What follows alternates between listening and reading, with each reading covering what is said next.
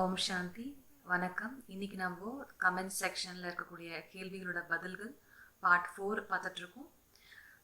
முதல் கேள்வி வந்து, என்கிட்ட அன்பு இருக்கா இல்லையான்ட்டு தெரியல அப்படின்ட்டு சொல்லியிருக்காங்க. எப்படி கண்டுபிடிக்கிறது அப்படின்ட்டு. ஸோ அன்பு என்கிட்ட இருக்கா இல்லையான்னு பார்க்கணும் அப்படின்னா, நான் எப்படி நடந்துக்கிறேன், ரெண்டு விதத்தில் பார்க்கலாம். ஒன்று, என்னுடைய உணர்வுகள் எப்படி இருக்குது, உள்ளுக்குள்ளே எப்படி இருக்குது. ரெண்டாவது வந்து என்னுடைய பிஹேவியர் எப்படி இருக்குது. ஸோ நான் அன்பாக இருக்கிறேன் அப்படின்னா நான் வந்து சந்தோஷமாக இருப்பேன். எனக்கு அந்த அன்பினுடைய ஃபீலிங் ஃபஸ்ட்டு எனக்கு அந்த உணர்ச்சி வந்து ஃபீல் ஆகும். எனக்கு ரொம்ப சந்தோஷமாக இருக்கும். எல்லாத்தையும் நான் அன்பாக செய்வேன். என்னுடைய சிந்தனையும் வந்து அன்பாக இருக்கும். வெறுப்பு இருக்காது, எந்த ஒரு கன்ஃபியூஷன் இருக்காது, எந்த ஒரு வெறுப்பு அதெல்லாம் இருக்காது நம்மளுடைய எண்ணங்களில். இன்னொன்று வந்து பிஹேவியர். என்னுடைய நடத்தை வந்து எல்லாருக்கிட்டையும் எப்படி இருக்குன்னு பார்க்கணும். நான் எல்லாரையும் அன்பாக வந்து நடத்துகிறேன்னா, யாரையும் வந்து நான் வந்து கோவப்படுத்தாமல் இல்லை வந்து கோவப்படாமல் இருக்கிறேன்னா. முக்கியமான விஷயம் வந்து நான் அன்பாக இருக்கேனான்னு பார்க்குறதுக்கு வந்து மற்றவர்கள் வந்து தவறு செய்யும் பொழுது அதை நான் எப்படி வந்து ஹேண்டில் பண்ணுறேன்றது தான் வந்து அன்பினுடைய வெளிப்பாடு. முதல் ஒரு விஷயம், அதாவது ஏதாவது தப்பு செய்கிறாங்க மற்றவங்க அப்படின்னா நான் அதை வந்து கண்டிக்கிறேனா, இல்லை நான் வந்துட்டு கோவப்படுறேனா, இல்லை ஏன் செஞ்சீங்கன்னு டென்ஷன் ஆகுறேனா, இல்லை அதுக்கு பதிலாக சரி பரவாயில்ல, அவங்களுக்கு நான் கற்றுக் கொடுத்தாலும், டீச்சிங்ஸ் கொடுத்தாலும், கரெக்ஷன்ஸ் கொடுத்தாலும், நான் வந்து என்னுடைய அன்பினுடைய ஃபீலிங்லேருந்து என்னுடைய முறையும் அன்பாக இருக்குது, என்னுடைய மனமும் அன்பாக இருக்குது. அதாவது அன்புக்கு வந்து முக்கியமான ஒரு விஷயம் வந்து எல்லாத்தையும் ஏற்றுக்கூடிய மனப்பான்மை வேணும். ரெண்டாவது வந்து மனசு வந்து ரொம்ப பெருசாக இருக்கும். அது ஜெனரஸ் ஹார்ட்டட், தாராள மனம் வந்து இருக்கணும். தாராள மனசு இருந்தால் தான் என்னால் வந்து எல்லாரையும் வந்து அன்பாக நடத்த முடியும், நானும் அன்பாக இருக்க முடியும். ஸோ அன்பாக இருக்கிறதுன்றது ஒரு ஸ்டேட் ஆஃப் மைண்டு. அதை நம்ம வந்து கல்டிவேட் பண்ணணும். இப்போ மெடிடேஷனில் நம்ம என்ன சொல்லி கொடுக்குறோம்னா, ஐ ஆம் லவ் சொல்கிறோம். ஐ ஆம் லவ், ஐ ஆம் அ லவ்விங் பீயிங். நான் ஒரு அன்பான ஆத்மா, அன்பினுடைய உண்மையான குணம் அப்படின்னு நம்ம சொல்கிறோம். ஆனால் இது ஒரு மந்திரம் கிடையாது, இது ஒரு ரிப்பீட் பண்ணுறதுக்காக ஒரு விஷயம் கிடையாது. அந்த ஸ்டேட்டில் நான் போகணும். அன்புன்ற ஸ்டேட் ஆஃப் மைண்டில் நான் போய் நிலைச்சி இருக்கணும். அதுக்கு நான் என்ன பண்ணணும் அப்படின்னா, புரிஞ்சிக்கணும். நிறைய விஷயங்களை நான் வந்து புரிஞ்சிக்கணும். அதுக்கு தான் நம்ம ஞானம் அப்படின்னு சொல்கிறோம். நாலேஜ், இந்த நாலேஜ் ஸ்பிரிச்சுவல் நாலேஜ் அப்படின்னு நம்ம சொல்கிறோம். அதாவது இந்த ஞானத்தின் மூலமாக நம்ம வந்து என்னை வந்து புரிஞ்சிக்கிறோம். நான் யார் அப்படின்றத புரிஞ்சுக்கிறோம், மற்றவர்கள் யார் அப்படின்றத நம்ம புரிஞ்சுக்கிறோம். ஸோ அன்பு எப்படி இருக்கான்னு பார்க்கணும். அப்படியே ஒரு பிளாங்காக ஒரு கேள்வி நம்ம வந்து பார்த்தோம், என்கிட்ட அன்பு இருக்கான்னா, முதல்ல நான் உள்ளுக்குள்ளே நான் எப்படி நான் ஃபீல் பண்ணுறேன், என்னோட குறைகளை நான் ஏற்றுக்கிறேன்னா, என்னோட குறைகளை நான் வந்துட்டு எப்படி நான் ஹேண்டில் பண்ணுறேன். என்ன நான் வந்து ரொம்ப வந்து இங்கிலீஷில் சொல்லுவோம், to be hard on yourself அப்படின்ட்டு. ரொம்ப நம்ம வந்து கடுமையாக நம்ம ட்ரீட் பண்ணுறோம் அப்படின்னா அன்பு இல்லைன்னு அர்த்தம். ரொம்ப வந்து வெறுப்பு, கிரிட்டிசிசம், ஏளனம் செய்கிறது, இல்லை வந்து கிரிட்டிசைஸ் பண்ணிக்கிட்டே இருக்கிறது, எப்போ பார்த்தாலும் அதாவது குறை சொல்லிக்கிட்டே இருக்கிறது, தங்களையும் சரி மற்றவர்களையும் சரி. இது இருந்ததுன்னா அன்பு ரொம்ப குறைவாக இருக்குன்னு அர்த்தம். அன்பு இருந்தது அப்படின்னா எல்லாமே பர்ஃபெக்டாக இருக்கணும்னு அவசியம் கிடையாது. நிறைய குறைகள் இருக்கும். நான் சொல்லுவாங்க இல்லையா, ஒரு ஏழை வீட்டில் இல்லை ஒரு பணக்காரர் வீட்டில், ஏழை வீட்டில் எதுவுமே இல்லைனாலும் அன்பு இருக்குன்னு சொல்லுவாங்க. ஸோ இருக்கிறத வச்சு அட்ஜஸ்ட் பண்ணிட்டு சாப்பிடுவாங்க. ஆனால் பணக்கார வீட்டில் எல்லாமே இருக்கும், ஆனால் ஒன்றா டைனிங் டேபிள் உட்காந்து கூட சாப்பிட மாட்டாங்க. இது ஜஸ்ட் ஒரு உதாரணத்துக்காக. எந்த வீடாக இருந்தாலும் சரி, அன்பு இருந்தது அப்படின்னா இருக்கிறத வச்சு நம்ம சந்தோஷமா இருக்க முடியும். மற்றவர்களோட குறைகளை ஏற்றுட்டு அதுக்கேற்ற மாதிரி நம்மளால அன்புல அந்த குறையை வந்து பெருசு பண்ணாம இருக்க முடியும். முக்கியமான ஒரு விஷயம் என்ன, அன்பு இல்லை அப்படின்னா சின்ன சின்ன விஷயங்கள் கூட என்ன ஆகும், பெரிய விஷயமா தெரியும். அதாவது அன்பு இருந்தது அப்படின்னா பெரிய பெரிய விஷயங்கள், பெரிய பெரிய தவறுகள் கூட வந்துட்டு சின்னதா இருக்கும், சின்னதா தெரியும். நம்ம பெருசா நம்ம மனசுக்கு வந்து பாதிப்பு ஏற்படாது. ஆனா அன்பு இல்லை அப்படின்னா என்ன ஆகும், நான் வந்து சின்ன சின்ன விஷயங்கள் கூட, இப்போ நம்மளுக்கு ஒருத்தவங்களை பிடிக்கல, அவங்களுக்கு நான் வந்து அந்த அளவுக்கு எனக்கு செட் ஆகலை அவங்க கூட அப்படின்னா, அவங்க செய்கிற சின்ன சின்ன தவறுகள் கூட நான் பெருசாக நினைப்பேன், பெருசாக பேசுவேன், பெருசாக வந்து ஒரு குறையாக நான் சொல்லிட்டு இருப்பேன். ஏன்னா எனக்கும் அவங்களுக்கும் என்ன ஆகலை, எனக்கு அவங்க மேலே அன்பு இல்லை, அவங்களை எனக்கு பிடிக்கல. ஏதாவது ஒரு குணம் இருக்கலாம், இல்லை ஏதாவது ஒரு பிஹேவியராக இருக்கலாம், அதனால எனக்கு அவங்களை பிடிக்காம போகலாம். அதனால என்ன ஆகுது, நான் அவங்களோட குறைகளை கூட வந்து பெருசாக பூத கண்ணாடி வச்சு பார்க்குறேன். ஆனால் இதே அன்பு இருந்தது அப்படின்னா கூட நம்மளுக்கு பிடிச்சவங்க இருக்கிறாங்க, உங்கள் ஃப்ரெண்ட்ஸ் இருப்பாங்க, இல்லை உங்களுக்கு ரிலேட்டிவ்ஸ் இருப்பாங்க, அவங்ககிட்ட பெரிய பெரிய தவறுகள் கூட இருக்கலாம், மிஸ்டேக்ஸ் இல்லை பெரிய குறைகள் கூட அவங்க பேர் இருக்கலாம். ஆனால் நீங்கள் என்ன பண்ணுவீங்க, உங்களுக்கு அன்பு அவங்களை ரொம்ப பிடிச்சிருக்கனால ஒரு பெரிய விஷயமாவே தெரியாது, அதை வந்து அப்படியே ஏற்றுப்போம் நம்ம. ஸோ இதுதான் வந்து அன்பினுடைய வெளிப்பாடு. ஸோ நீங்கள் ஷார்ட்டாக சொல்லணும் அப்படின்னா, நீங்கள் வந்து உங்களுடைய எண்ணங்களை செக் பண்ணுங்கள், உங்களுடைய உணர்ச்சிகளை செக் பண்ணுங்கள். அப்புறம் உங்களுடைய இன்ட்ராக்ஷன்ஸ், நீங்கள் மற்றவங்ககிட்ட எப்படி பழகுறீங்க, மற்றவங்களுடைய உறவுகளில் வரும்போது நீங்கள் எப்படிலாம் அனுசரித்து போகிறீங்க, எல்லாரும் எப்படி ஏற்றுக்கிறீங்க அப்படின்றத பாருங்கள். அதை வச்சு உங்களுடைய அன்பினுடைய வெளிப்பாடை நீங்கள் வந்து பார்க்க முடியும், அன்போட பெர்சன்டேஜை உங்களால் பார்க்க முடியும்.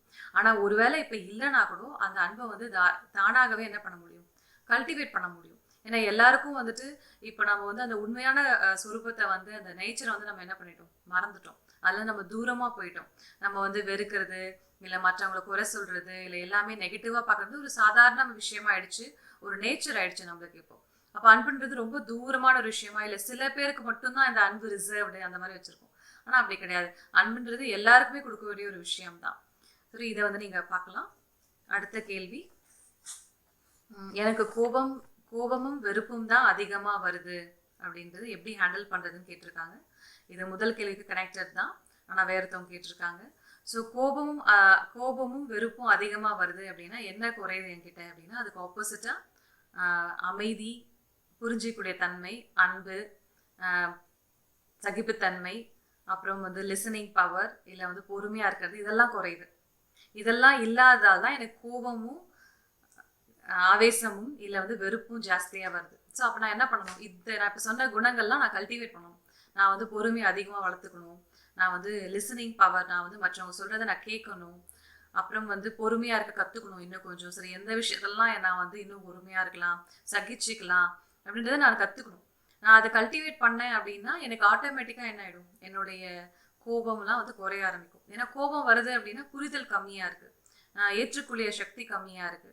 ஸோ யாராவது ஏதாவது செஞ்சுட்டாங்கன்னா எனக்கு உடனே ஆவேசமாக வருது, ஏன் எப்படி செஞ்சாங்க, ஏன் எப்படி பேசினாங்க அப்படின்னு சொல்லிட்டு.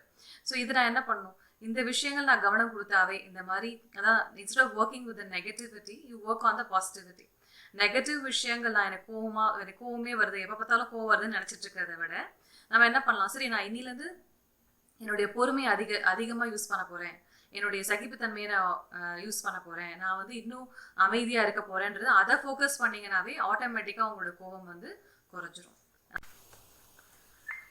அடுத்த கேள்வி, எனக்கு வந்து டென்ஷன் அதிகமாக வருது, அதுக்கு நான் என்ன செய்யணும், நான் என்ன வேணும்னு நினைக்கிறேனோ அது நடக்கலை, அப்போ டென்ஷன் ரொம்ப ஆகுது, இதுக்கு பதில் சொல்லுங்க அப்படின்னு கேட்டிருக்காங்க. ஸோ டென்ஷன் ஆகுது அப்படின்னாவே இது வந்து நம்ம வந்து நினைக்கிறோம் ஒரு விஷயம் நம்மளுக்கு வேணும், இது நடக்கணும், நம்ம அதுக்கேற்ற தேவையான எஃபோர்ட் கொடுக்கணும். ஸோ இதுலேயே 2 விதம் இருக்குது. அதாவது நம்ம அதுக்கு தேவையான முயற்சி கொடுத்தும் ஒரு விஷயம் நடக்கலை, இல்லை ரெண்டாவது வந்து நான் வந்து பெருசாக எதுவும் முயற்சி பண்ணல, நான் சாதாரணமாக செய்கிறேன் ஆனால் அப்பயும் அந்த விஷயம் நடக்கலை. ஸோ இது 2 காம்பினேஷனில் பார்க்கலாம். எக்ஸாம்பிள் உதாரணத்துக்கு, நீங்கள் வந்து ஒரு இடத்துக்கு போகணும்னு நினைக்கிறீங்க, நீங்கள் கரெக்டாக பிளான் பண்ணுறீங்க, ஓகே அந்த இடம் வந்துட்டு 1/2 hour ஆகும் அப்படின்னா நீங்கள் ஒரு 45 minutes முன்னாடியே கிளம்புறீங்க. ஆனால் அப்பயும் நீங்கள் டிராஃபிக்கு மற்ற விஷயம்லாம் எதிர்பார்க்காம வண்டி பிரச்சனை ஆகிடுது, எதுவும் ஆகிடுது, அப்பயும் நீங்கள் லேட்டாக போய் சேர்ந்துடுறீங்க. அப்போ என்ன ஆகுது, உங்களுக்கு டென்ஷன் ஆகும். ஏன்னா அந்த டியூரேஷன், அந்த 45 minutes நான் கரெக்டாக கிளம்பியும் நான் லேட் ஆகிடுச்சு, இல்லை நான் எல்லாம் ப்ரிப்பேர் பண்ணியும் நான் இந்த மாதிரி எனக்கு நடந்துருச்சு அப்படின்ற ஒரு ஆதங்கம் இருக்கும், ஒரு டென்ஷன் உருவாகும். இது வந்து ஒரு விதமான டென்ஷன். இன்னொரு விதமான டென்ஷன் வந்துட்டு, நீங்கள் சாதாரணமாக போகிறீங்க, ஓகே போய் சேர்ந்துடலாம் அப்படின்னு நினச்சி போகிறீங்க, ஆனால் அப்பயும் ஏதோ பிரச்சனை வருது, நீங்கள் லேட்டாக போய் சேர்றீங்க. ஸோ 2மே டென்ஷனுக்கு காரணம் தான். ஆனால் நம்ம என்ன பண்ணணும்னா, ஏன்னா நம்ம இது ஒரு புரிஞ்சுக்கணும், எல்லாமே என்னால் வந்து என்ன பண்ண முடியாது, கண்ட்ரோல் பண்ண முடியாது. நான் எவ்வளோதான் சில விஷயங்கள் முயற்சி செஞ்சாலும் அதுக்கு மேலே வந்து எனக்கும் தாண்டி சில விஷயங்கள் இருக்கு இல்லையா. எக்ஸாம்பிள் வெதர் இருக்குது, இல்லை டிராஃபிக் இருக்குது, இல்லை மற்றவருடைய பிஹேவியர் இருக்குது, அதை நம்ம எதுவும் சொல்ல முடியாது, எதுவும் வந்து சேஞ்ச் பண்ண முடியாது, கண்ட்ரோல் பண்ண முடியாது. அப்போ நம்ம என்ன பண்ணணும் அப்படின்னா, இப்போ எக்ஸாம்பிள் இந்த உதாரணத்துக்கு நீங்கள் 9 மணிக்கு போய் ஒரு ப்ரெசன்டேஷன் பண்ணணும்னு வச்சுக்கோங்களேன். உங்கள் ஒர்க்கில் நீங்கள் சீக்கிரமாக தான் கிளம்புறீங்க, ஆனால் அப்படியும் 10 நிமிஷம் லேட் ஆகிடுச்சு அப்படின்னா நீங்கள் பதட்டமாக டென்ஷனாக போய் நீங்கள் ஆரம்பிக்கிறீங்க அந்த ப்ரெசன்டேஷனை அப்படின்னா என்ன ஆகிடும், தவறுகள் நிறைய செய்வீங்க நீங்கள். ஏன்னா உங்களுக்கு ஆல்ரெடி அந்த குற்ற மனப்பான்மை இருக்கும், இல்லை ஆல்ரெடி லேட்டாக போயிட்டோம் அப்படின்ற ஒரு டென்ஷன் இருக்கும். உங்களே நீங்கள் என்ன சொல்லிப்பீங்க, ஐயோ நம்ம இன்னும் கொஞ்சம் சீக்கிரமாக கிளம்பிருக்கணும் அப்படின்னு நீங்கள் உங்களே என்ன பண்ணுவீங்க, திட்டிகிட்டு இருப்பீங்க. இந்த டென்ஷனில், இந்த ஸ்ட்ரெஸ்ஸில் நீங்கள் அந்த ப்ரெசன்டேஷனை செஞ்சீங்க அப்படின்னா கண்டிப்பாக வந்து தவறுகள் ஏற்படும். நீங்கள் அதை என்ஜாய் பண்ண மாட்டீங்க, கேட்குறவங்களும் அந்த டென்ஷனை வந்து பார்ப்பாங்க உங்ககிட்ட. ஸோ இதுக்கு பதிலாக நம்ம என்ன பண்ணலாம் அப்படின்னா, ஃபஸ்ட்டு அக்செப்டன்ஸ். ஓகே நடந்துருச்சா, நம்ம வந்து ரொம்ப என்ன பண்ணக்கூடாது, இங்கிலீஷில் சொல்லுவாங்க don't be too hard on yourself. அதாவது நம்ம ரொம்ப நம்ம மேலே வந்து இப்படி பண்ணிட்டேன், இப்படி நடந்துட்டேன், இப்படி இன்னும் பார்த்துருக்கணும், இன்னும் வந்து தெளிவாக பிளான் பண்ணிருக்கணும் அப்படின்னு நம்ம என்ன பண்ணக்கூடாது, நம்மளை வந்து ரொம்ப வந்து குறை சொல்லக்கூடாது.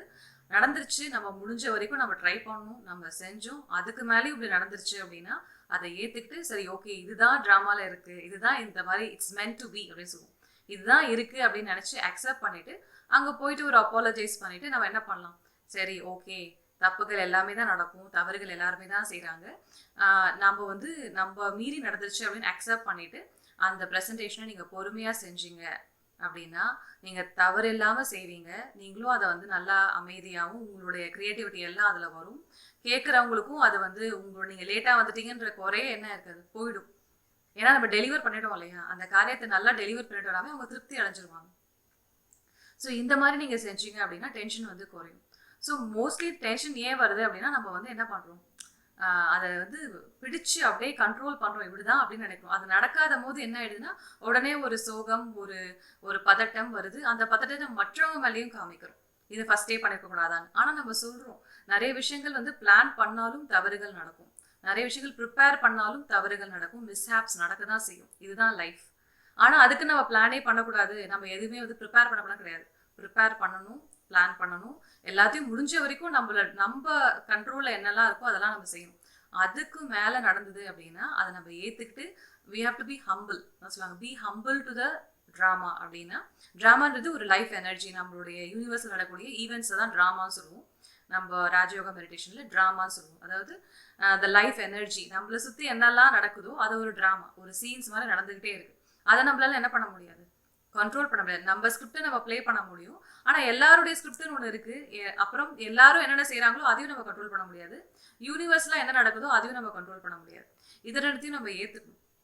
நம்ம வந்து பணிவாக அந்த விஷயத்தை ஏற்றுக்கிட்டு நம்ம வந்து நம்ம மனசை ரெடி பண்ணிட்டு சரி ஓகே நம்ம அப்பாலஜைஸ் பண்ணிடலாம், இல்லை நம்ம வந்து மேனேஜ் பண்ணிடலாம், இல்லை கொஞ்சம் எக்ஸ்ட்ரா டைம் வச்சு செஞ்சிடலாம் அப்படின்னு நம்ம என்ன பண்ணணும், மேக்கப் பண்ணணும். அதை நம்ம வந்து காம்ப்ரமைஸ் பண்ணணும், காம்பன்சேட் பண்ணணும். அதை விட்டுட்டு நம்ம வந்து அந்த டென்ஷன் அதுலேயே நம்ம காரியம் செஞ்சோம் அப்படின்னா நம்ம மனசு தான் இன்னும் டிஸ்டர்ப் ஆகும், கூட இருக்கவங்க டிஸ்டர்ப் ஆவாங்க, ப்ளஸ் என்வாயன்மெண்ட்டும் டிஸ்டர்ப் ஆகும். மெயின் திங் நம்மளுடைய கெப்பாசிட்டியை நம்ம வந்து முழுசாக வந்து கொண்டு வர முடியாது. இது ரொம்ப காமன் வந்து எக்ஸாம் டைமில், இல்லை நம்ம இன்டர்வியூஸ் அட்டன் பண்ணுறோம், இல்லை மற்ற குடும்பத்தில் இருக்கக்கூடிய மற்ற விஷயங்களில் நம்ம ஏதாவது பெரிய விஷயம் செய்கிறோம் அப்படின்னா கூட இருக்கவங்க சம்டைம்ஸ் கோஆப்ரேட் பண்ண மாட்டாங்க. அப்போ என்ன ஆகிடும், நம்மளுக்கு கோவம் வரும், நம்ம இவ்வளோ பெரிய விஷயம் செய்கிறோம் ஏன் அவங்க இந்த மாதிரி செய்கிறாங்க அப்படின்ட்டு. ஆனால் அப்போ கூட நம்ம என்ன பண்ணணும், இல்லை இட்ஸ் ஓகே எல்லாரும் அவங்கவுங்களுக்கு முடிஞ்ச வரைக்கும் செய்கிறாங்க அப்படின்னு நம்ம வந்து அந்த பொறுமையாக இருந்து செஞ்சோம் அப்படின்னா நம்ம அந்த டென்ஷன் வந்து தானாகவே குறைஞ்சிரும். ஸோ இதுதான் அண்டர்லைன் பண்ணணும். I can not change the impossible, I can only do my best. என்னால் வந்து மாற்ற முடியாது தான். என்னால் வந்துட்டு மாற்ற முடியாத விஷயங்கள் சிலது இருக்குது, அதை என்னால் மாற்ற முடியாது, அதை நான் ஏற்றுக்கணும். என்னால் மாற்றக்கூடிய விஷயங்கள் சில இருக்குது, அதை நான் மாற்றணும். ஸோ இதுதான் வந்து அந்த கேள்விக்கு ஆன்சர். இதை நீங்கள் ட்ரை பண்ணுங்கள். ஓம் சாந்தி. நன்றி, வணக்கம்.